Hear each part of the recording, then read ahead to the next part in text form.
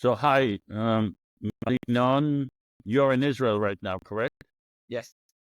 Okay. How were you affected by the October 7th? First, Joseph, I want to thank you for inviting me to speak to you and on your podcast. I've been knowing you now for a few months, and every time I just appreciating you more and more, and for the hard work you are doing and were doing for so long. So Thank you. my parents were killed.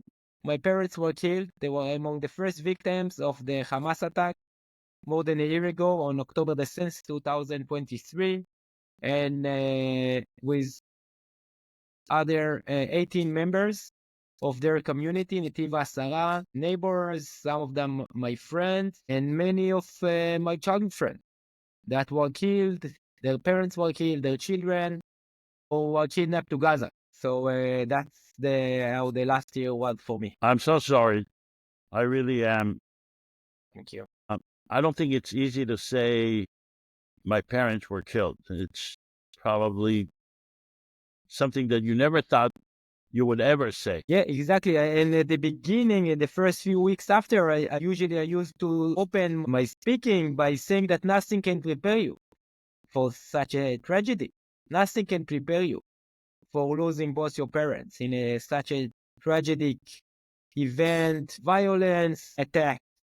The place they called heaven became into hell. And I used to say that nothing can prepare you, but as the weeks passed after losing them, I realized that I was prepared. I was prepared, and I was prepared. It might sound strange or maybe even crazy. I was prepared by my parents. They prepared me and my siblings to the moment of their death. Do you feel comfortable speaking about it? Yeah, and it's because that's how this is their legacy. My father was a farmer for 60 years. He was killed when he was 78. For 60 years during the month of October, which is now when we are doing this podcast, he was preparing the fields in the Negev for sowing wheat. And then in the first weeks of November, he would sow the seeds. And it doesn't matter how devastating the year before was. And it's very difficult to be a farmer in the Israeli desert and the southern part. There are floods, there are droughts, insects, so many crises and happening in the field. And he would share those difficulties and challenges. But while he shared how difficult the situation is, he will always state that next year we will sow wheat again, because next year will be a better year. He cannot predict the future, but he can change it. He has the agency to shape the future, and basically implemented this power, this ability to know that, yes, I cannot predict the future, but I can change it. And it doesn't matter how devastating last year was, next year will be better. But it's up to me, to us, to make it better. We cannot wait for no one else. So this is how my father prepared me. And my mom, she was an artist. And she, in the last 15 years, she was painting mandala. And she gave me only one mandala from the 1,000 she painted. And the one mandala she gave me, she painted, we can fulfill all our dreams if we have the courage to chase them. She gave me the ability to dream for a better future and the courage to chase my dream. And this is basically what I was doing for 40 years, 48 years. And I'm doing it just much in a greater scale in the last year. I dream about peace, and I have the courage to fulfill this dream. So your father was a perpetual optimist and your mother was a peace activist. Again, they were both people of peace. You cannot say, and yes, my father was optimist, but he worked to make it happen. He didn't wait for others. He didn't wait for God or for nature or for a leader, a messiah, or a politician to make next year better. He took the agency on himself. And my mom, she was a woman of peace, but she lived in peace. But she was naive. She believed that they live in heaven, even though they live only 200 meters from the border with Gaza. and that the wall, the most invested wall mankind ever built, that was shadowing their house, that it will bring them security. And she was naive to believe in the phrase that one of the artists from the community, she wrote with mosaic, huge mosaic, the path to peace. And my mom and myself, we were all full to believe that yes, this is the path to peace. But it's a lie. It was a lie and it is a lie. That it became the path to hell. And we were naive to believe that war will bring us defense. But I'm not naive anymore. So when you say they were, or she was naive, there could be several interpretations to that. Was she naive in believing in peace, or was she naive in believing the policies of Israel?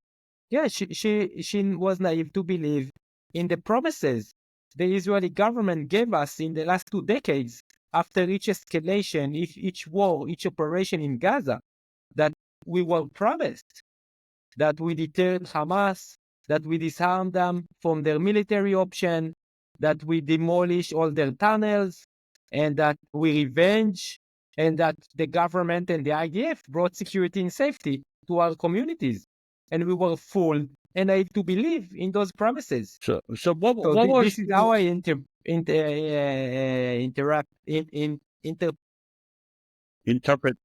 interpreted being naive. To believe to believe in anything the administration or the government or the regime is telling you. And we were fooled. We wanted to be fooled. And there is a phrase in Hebrew. It's by the Hillel Zaken. Is like from the Talmud time. Talmudic Very wise Jewish person from the ancient times. And he says, I will say it in Hebrew and then you can help me translate.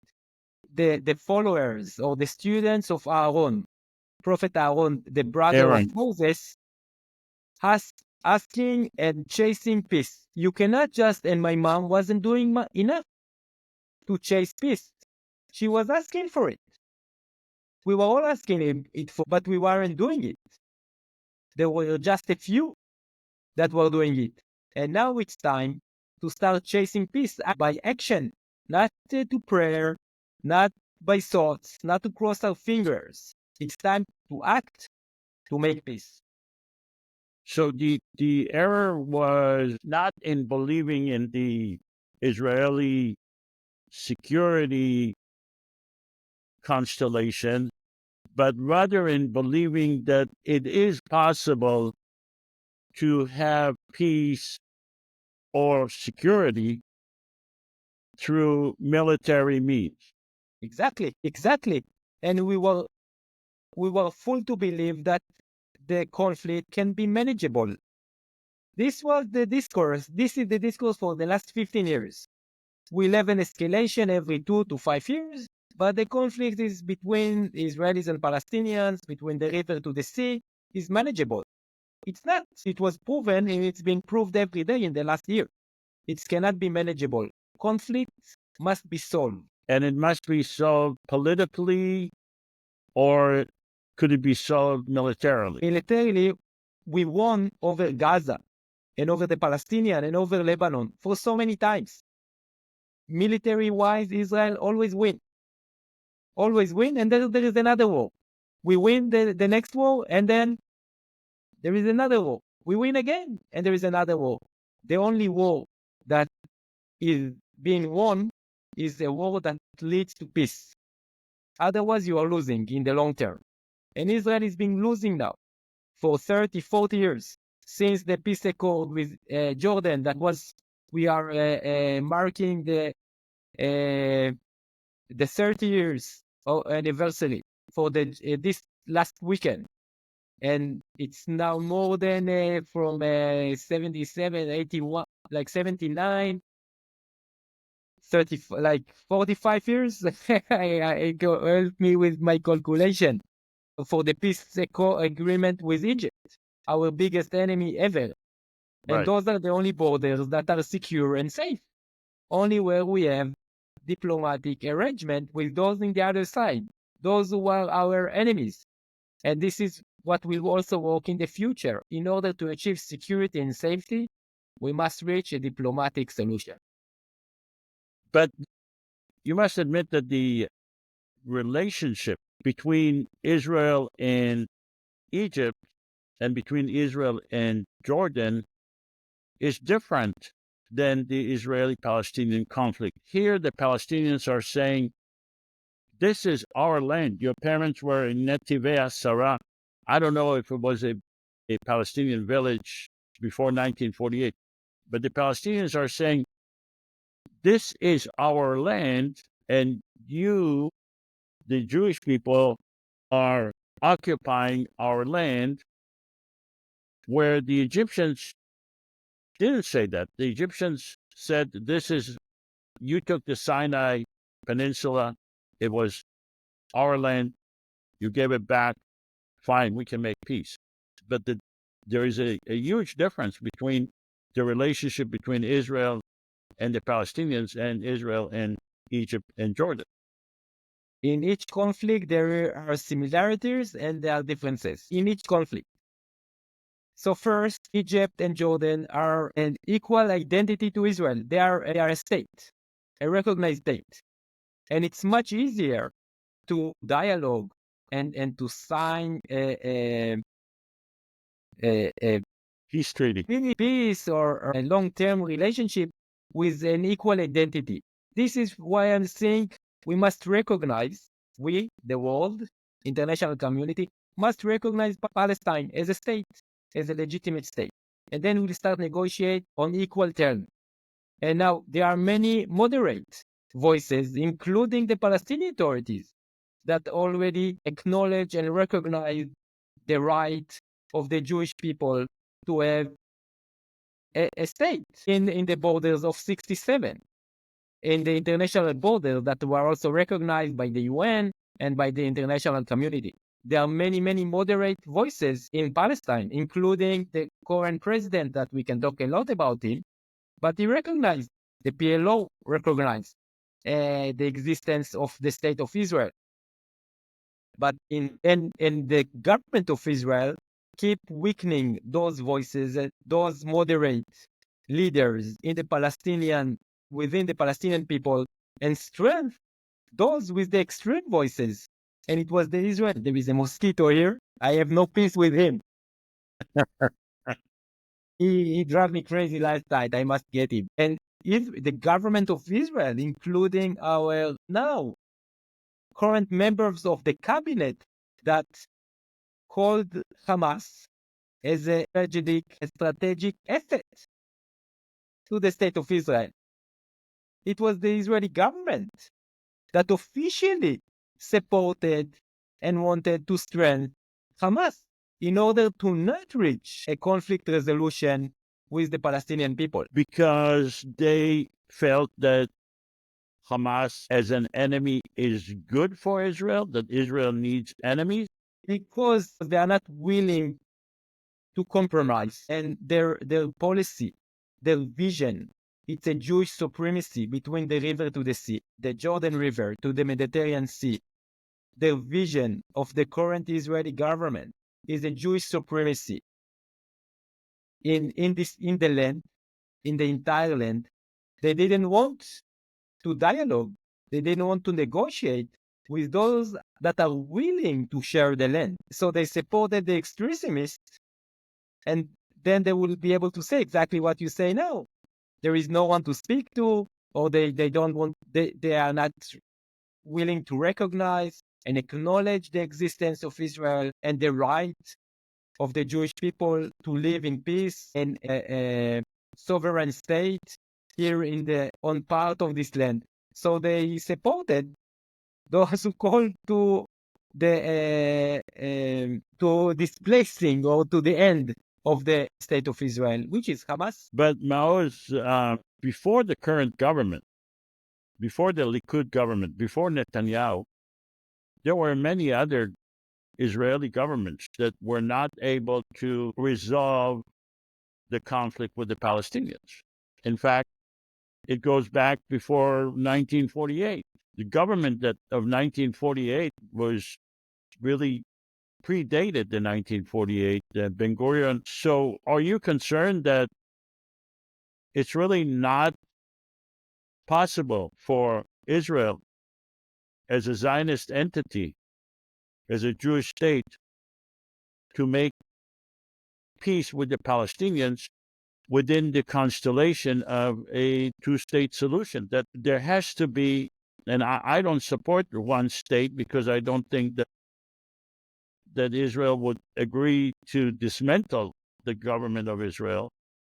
But I'm asking you, Okay. wouldn't it be the most rational solution, peace formula, to just have one democratic state for the entire area of Palestine and Israel? Okay. You asked many questions, and I'll try to answer all of them, but also to tell you a little bit about myself. Who am I? And who am I to speak about those issues? I'm not an historian. I'm not a diplomat. I have no national security background. I didn't even finish my bachelor degree. Okay, But I'm not. you are a victim. You are a victim. Yeah, but there You are are many. I'm not a victim. I don't consider myself as. There are many victims, and I'm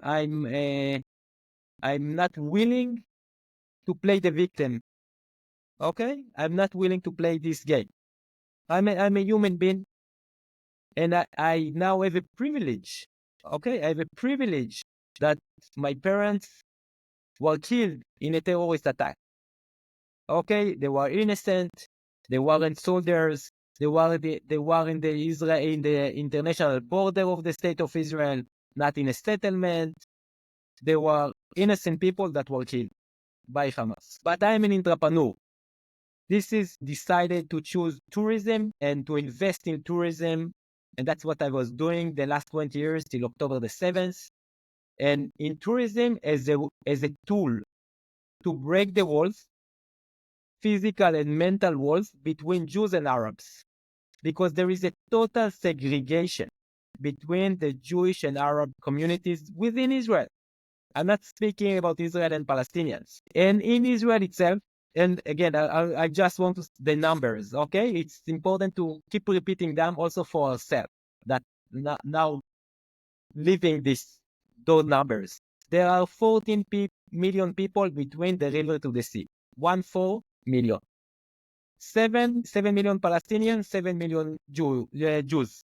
In Gaza, there were 2 million Palestinians. In the West Bank, 3 million Palestinians. And within Israel, with Israeli ID, there are 2 million Palestinians. And 7 million Israelis, 7 million Palestinians. Back in 48, 70 something years ago, there were 700,000 Palestinians and 700 Jewish Israelis in the same lane. So now it's just the same ratio, but 10 times more. No one is going to leave. This is the assumption I'm taking. No one is going to leave. Both people have the right, if it's historical rights or if it's rights that they were born here, have the rights and have connection to the land. This is something we have in common. There are many, many things in common between the people. This is one of them, the connection to the land. And I'm an entrepreneur, and I know how to make a dream into a reality. This is what I know, and this I've done in tourism. I mean, many times I won an international award and recognition, and I changed the landscape of Israeli tourism. Forgive me for not being modest, Amazing. but I've done okay. But that's already done, and there are 5 steps in making a dream into a reality, and those are the steps I'm now practicing and using also in fulfilling the dream of peace. So first is the dream. Second is what are the values, okay? The core values that we can agree upon. The third is to build a coalition. You cannot achieve a big dream on your own. You must build a coalition. The fourth, you must have a roadmap, a blueprint, a very detailed one. And the fifth step is to execute. And this is exactly what we are doing now. I'm one individual but I'm working within a movement, Palestinian Israeli movement, people movement that working together to achieve peace. In the near future, I believe that there can be and will be peace by 2030. In less than 6 years, there will be peace. This is the time frame I'm working with it. And so the dream of peace, it's very obvious. The values is where Israelis and Wait. Palestinians. Well, the dream is not obvious to me. What is the what? How would you define the dream?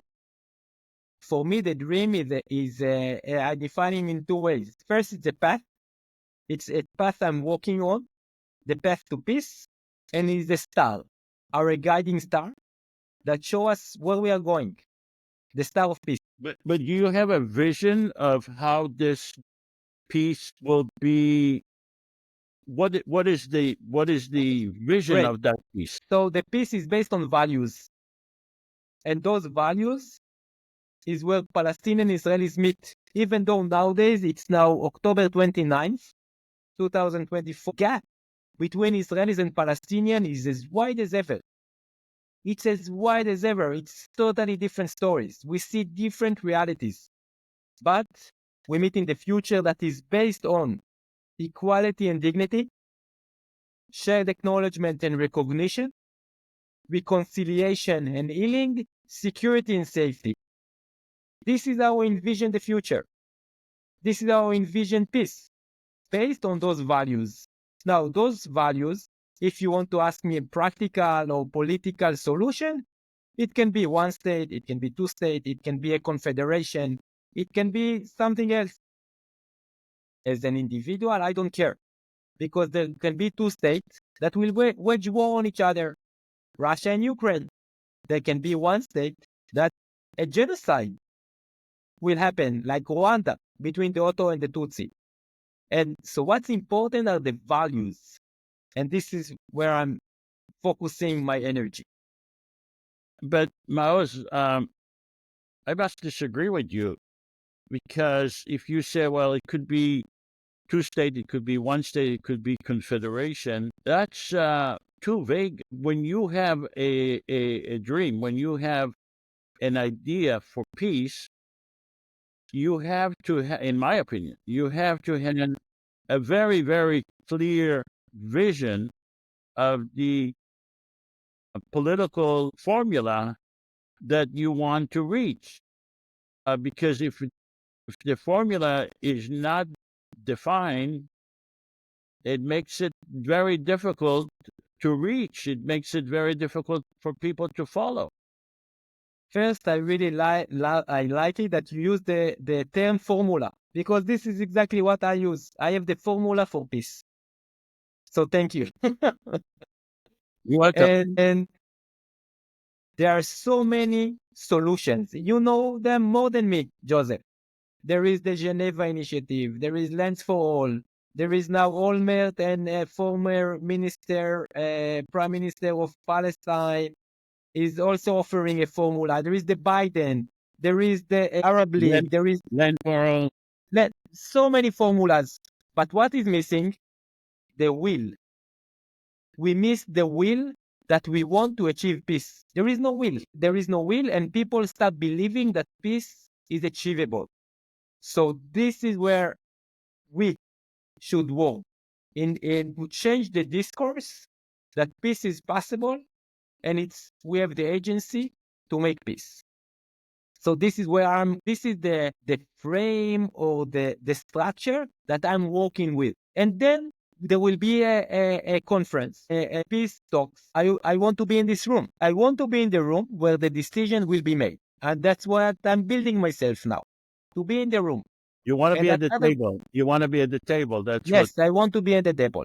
And then they will start shopping between all those solutions that are already there on the table. There will be a file, a folder, or more for each one of the solution. And then the people that are sitting on the table will need to decide which solution will work the best. But I don't want to make this decision now. I want to be part of the team, of the the negotiation team that will make the decision, and then politicians will need to vote, will need to run to election, there will need to be like a poll.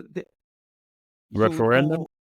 Yes, but to decide now what's the best option, who am I? Who am I to decide?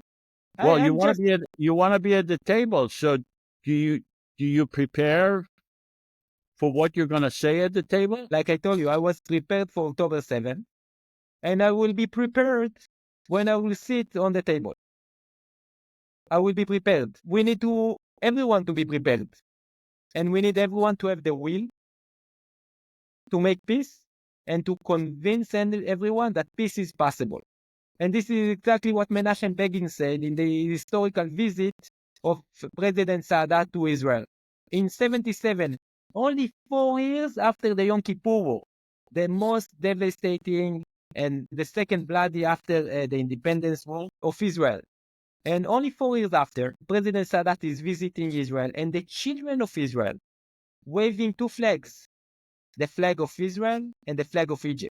Israel's biggest enemy till that day. And now I'm meeting they are now adults, a bit older than me. I'm meeting those once children, and they still remember the day.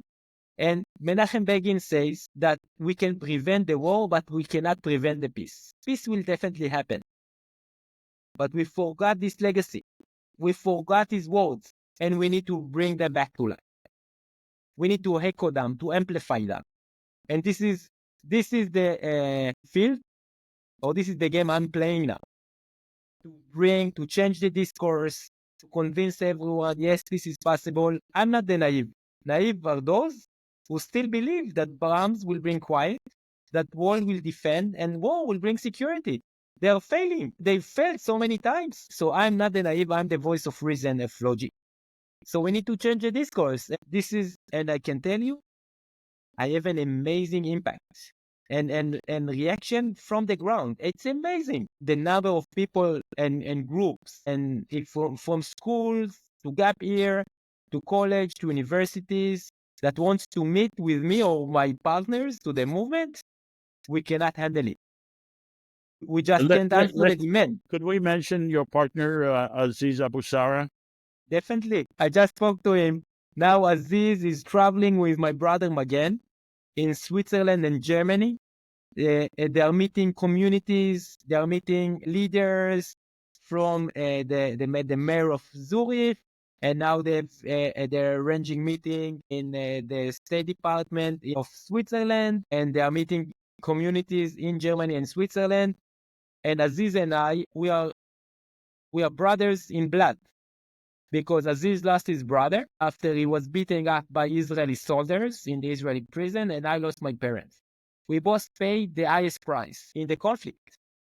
So at one point during this conversation, you said to me, "Who am I?" And it turned out that you are someone. You are an important person to lead this discussion for peace. I mean, you just told me that people are anxious to speak with you and are inviting you, and I know that you even met with the Pope. Mm-hmm. And so I know that you are someone. You are not a nobody. Your question, who am I? My response to you is, you are a very important person to lead for peace, to lead the people of, and your partner too, to lead the idea that peace is the only solution. Am I wrong? I hope you are right. I hope you are right. But we also must be very humble and modest. And this is part of, I think, the values of the quality of leaders. So always to doubt ourselves. And we are the people we've been waiting for. So because our politician lost their political imagination, our politician cannot envision and cannot dream of a better future. And it doesn't matter if it's the politician in the US, unfortunately now even in Europe, or here in the region. They cannot. They are offering us that the future will be as the present or worse. and we cannot accept it. We just cannot accept it because we deserve more. We deserve more. So now I'm building my position as a leader. I'm building my legitimacy. I'm learning. I'm going through a education program that I'm building for myself, meeting people like yourself and others to be more knowledgeable about what I'm speaking about. And what I believed last year and I know now is that peace is possible. So going back to President Sadat, he had a vision, a very, very clear vision of how to make peace. And some say that his vision started with making war first and then making a 180-degree change and expressing his willingness or desire to travel to Israel and to travel without military, exposed himself by flying straight into Ben Gurion Airport, or at that time I think it was Lod Airport, but I don't remember. Doesn't matter. And the gate of the plane opened, and there was Israeli leaders waiting for him, not to shoot him, but to shake his hand. And he gave a speech in the Israeli Knesset, which is the ultimate recognition of the state of Israel. Yeah. And he finally made peace with Israel and paid the ultimate price for it. So my question, really my comment to you is, in order to make peace, if you look at President Sadat, he had a vision and he executed that vision and he was able to make peace. Yeah, I agree. And he was supported by the US government and the administration and President Carter.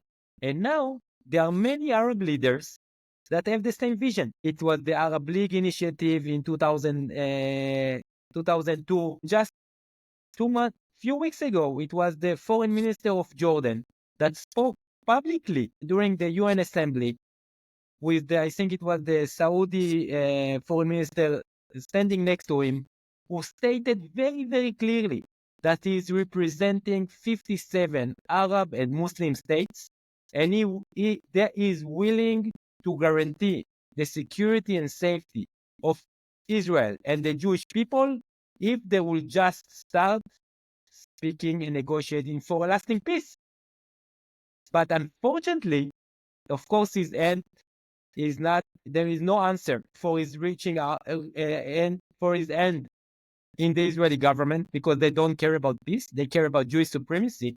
And unfortunately, the U.S. administration is also ignorance for the Arab leaders' initiatives to guarantee and secure the safety of the Jewish people in Israel.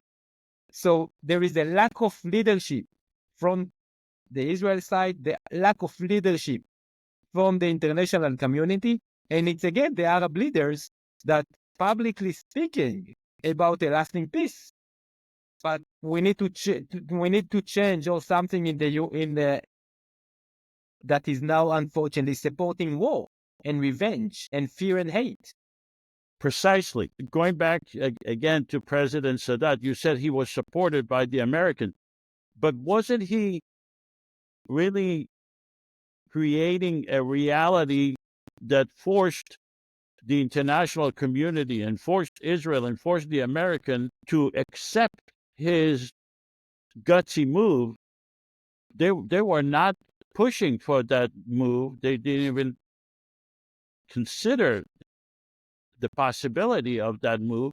He is the one who initiated and forced huge powers worldwide to support his move. Again, I'm not an historian, and I don't know exactly what was the power. What was exactly the power game of the Egypt-Israeli peace agreement? But it shows us the power of one. Right. the power of one.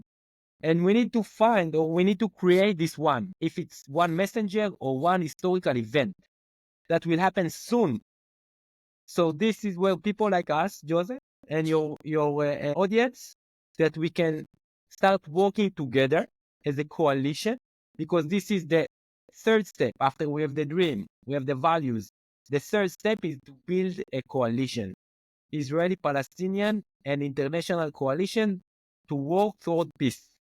So this is where I'm calling, I'm reaching out, I'm crying, I'm begging, I'm shouting. Let's work together, create this one messenger, to create the network, the supporting, the safety net for this messenger, and let's make it happen.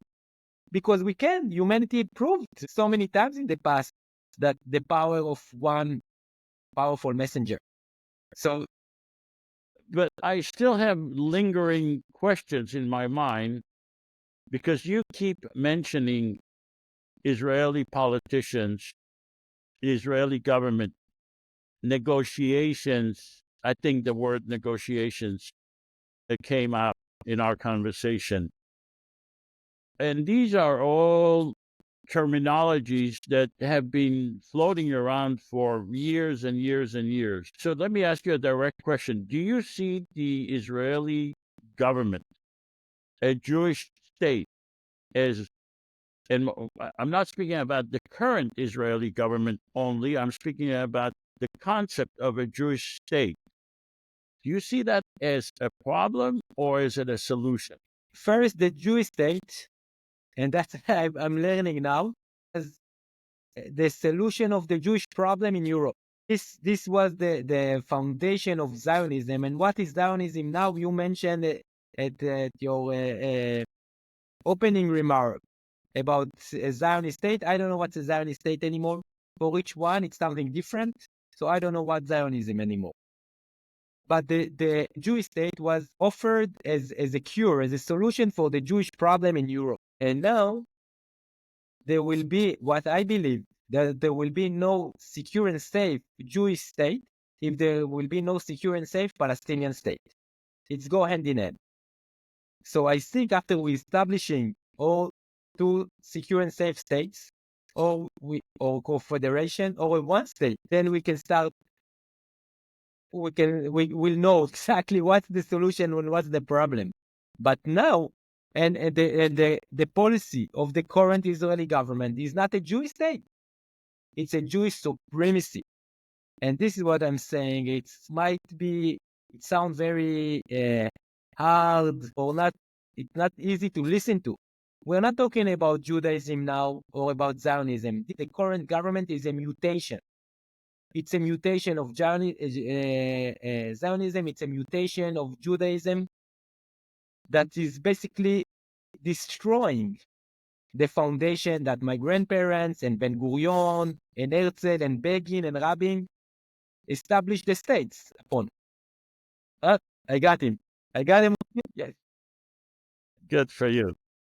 So, and for the US and Germany, which consider themselves as the defenders, best friend of the state of Israel, of Zionism, for them to support this government, which is a mutation, they are basically destroying the future of the state of Israel, because it's not going to last. Israel now is as weak as ever. We've been attacked. I have 5 different fronts, 7 fronts. Who knows? We are losing our legitimacy worldwide. The society is collapsing within inside.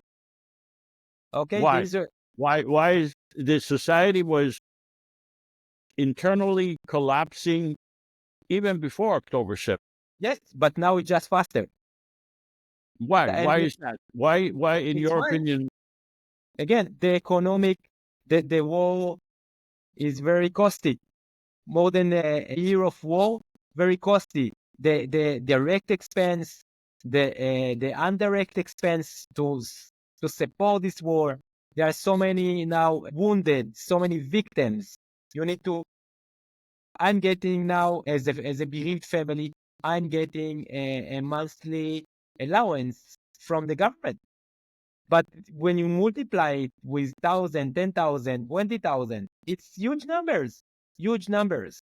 And instead of investing in education, infrastructure, quality of life, environmental solution, we are investing in war. So again, the economic is as weak as ever.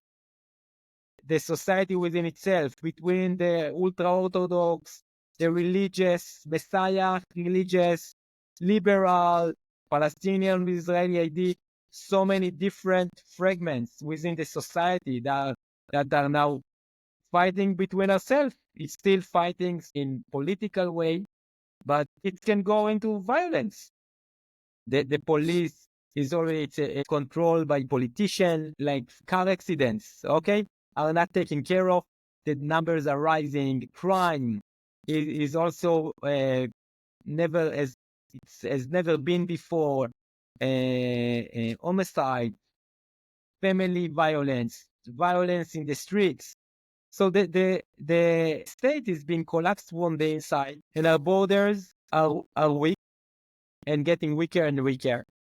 So for how long it can last? But the collapse, the internal collapse of Israel, as we said before, or started before October 7th. There were huge demonstrations of hundreds of thousands of people demonstrating.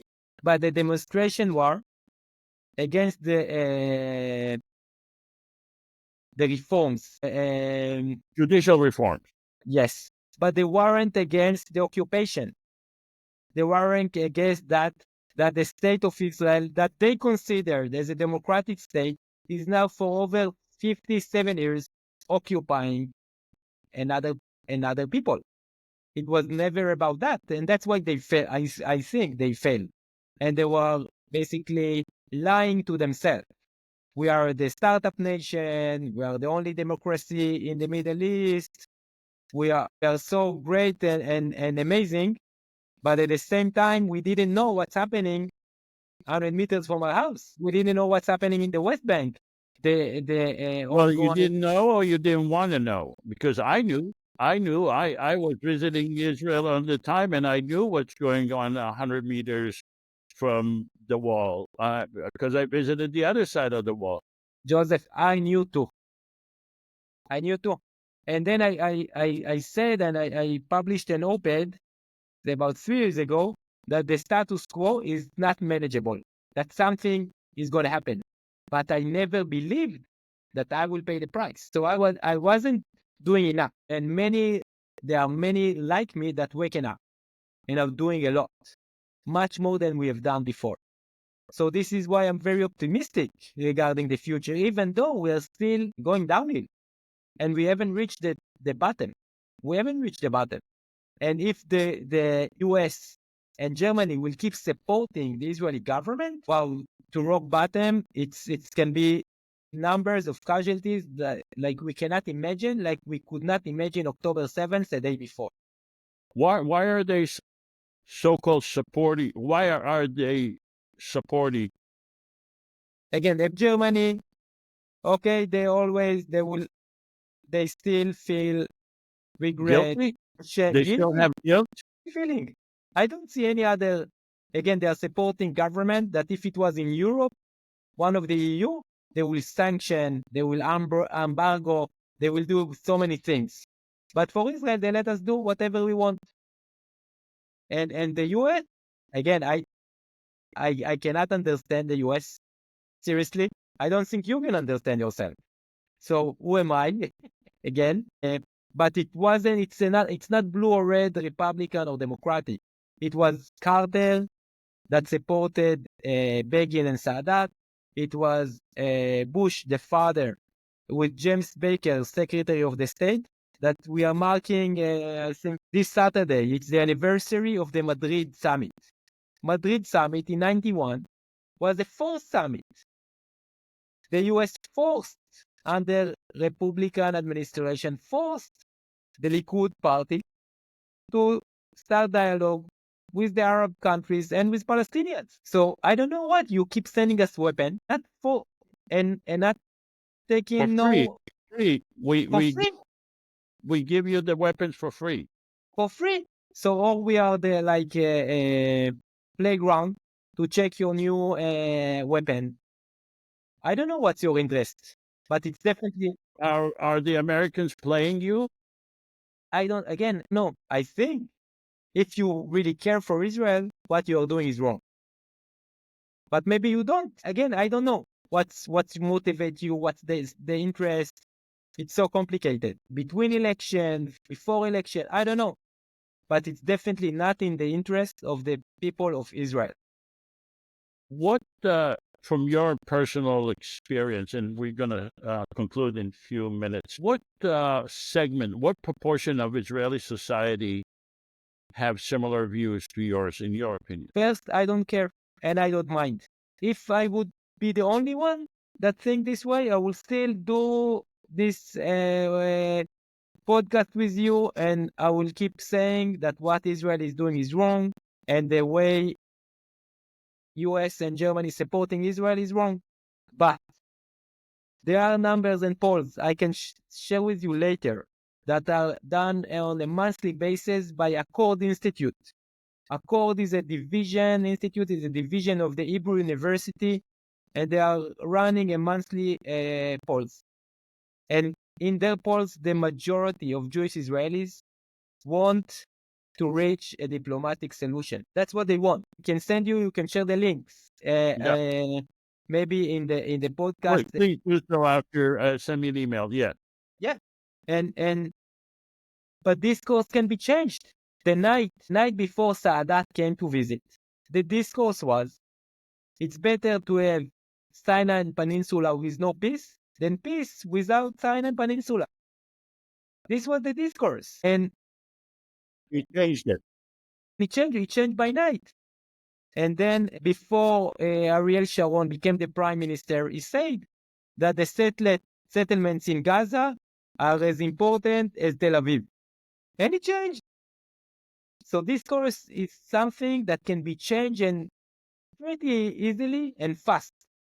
Let me ask you just a concluding question that hopefully will be on the positive note. What if there was an Israeli-Palestinian soccer team, mutual soccer team, and they were playing in the Mondial, the world, and a Palestinian passed to an Israeli passed to a Palestinian, and the Palestinian scores a goal for the people of Israel and Palestine?